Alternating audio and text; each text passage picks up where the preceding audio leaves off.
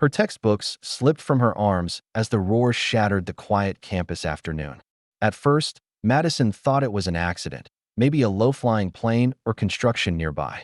But then the ground shook, windows rattled, and every head on the quad tilted upward in unison.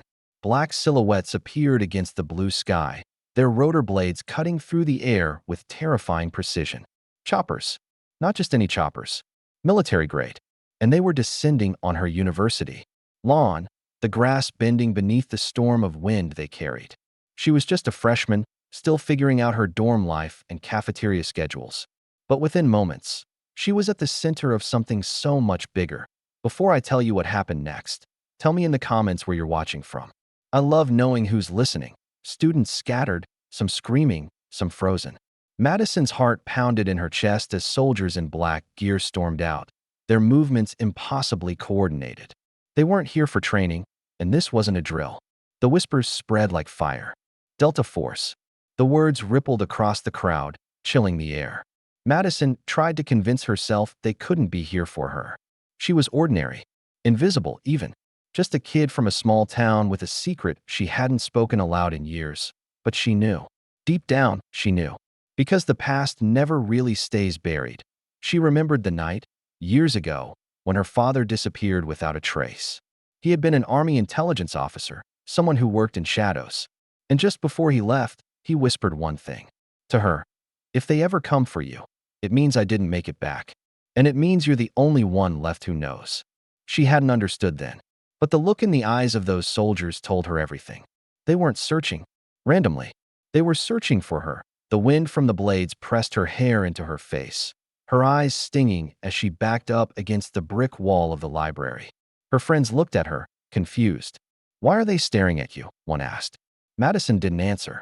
Because even she didn't know how to put it into words. She had memorized something as a child, a strange sequence of numbers her father had made her repeat like a lullaby.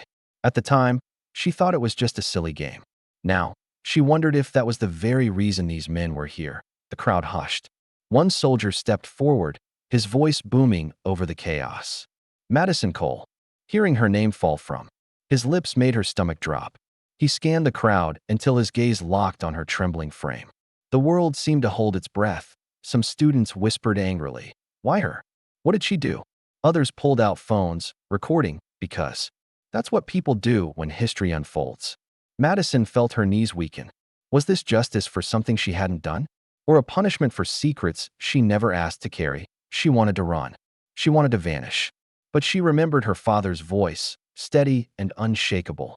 When the time comes, you'll know what's right. So she stepped forward. Each footfall was heavier than the last, yet strangely freeing. The soldiers didn't move until she was only a breath away. And then, to everyone's shock, the commander removed his helmet, lowering his head slightly, not in hostility, but in respect. Your father saved us more times than you'll ever know, he said quietly, though the silence of the crowd carried his words everywhere. And now, you carry what he couldn't.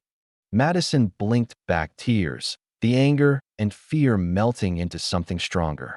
Responsibility. She wasn't just a freshman anymore.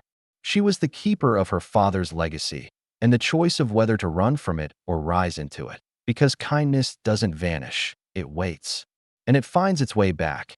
And as the rotor blades tore through the sky again, lifting dust and paper into the air, Madison stood tall. The same girl who once felt invisible now understood. Sometimes, the weight of courage finds us before we feel ready. And when it does, the world watches. That if this story moved you, share your thoughts in the comments.